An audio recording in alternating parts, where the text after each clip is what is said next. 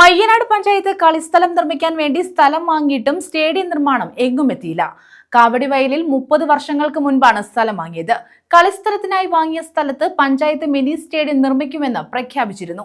ഇതുവരെയും mini stadium നിർമ്മിക്കാൻ പഞ്ചായത്ത് തയ്യാറായിട്ടില്ല. 30 വർഷങ്ങൾക്ക് മുമ്പാണ് കളിസ്ഥലം നിർമ്മിക്കുന്നതിനായി മയ്യനാട് ഗ്രാമപഞ്ചായത്ത് കാവടിവയലിൽ ഭൂമി വാങ്ങിയത്. ഈ സ്ഥലത്ത് മിനി സ്റ്റേഡിയം നിർമ്മിക്കുമെന്ന് ഗ്രാമപഞ്ചായത്ത് പ്രഖ്യാപിച്ചിരുന്നു. എന്നാൽ ഇതുവരെയും മിനി സ്റ്റേഡിയം നിർമ്മിക്കാൻ പഞ്ചായത്ത് തയ്യാറായിട്ടില്ല.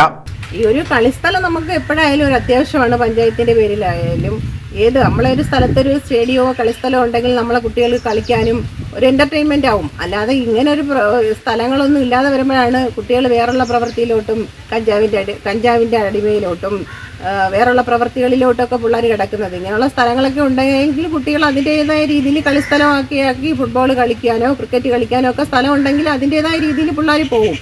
ഇതൊന്നും ഇല്ലാതെ ഇങ്ങനെ കിടക്കുന്നതുകൊണ്ടാണ് പിള്ളേർ വഴിതെറ്റി പോകുന്നതും ഓരോരോ പ്രവൃത്തികളിൽ ചെന്നപ്പെട്ട് അവരുടെ ജീവിതം തന്നെ ഇല്ലാതാവുന്നതും.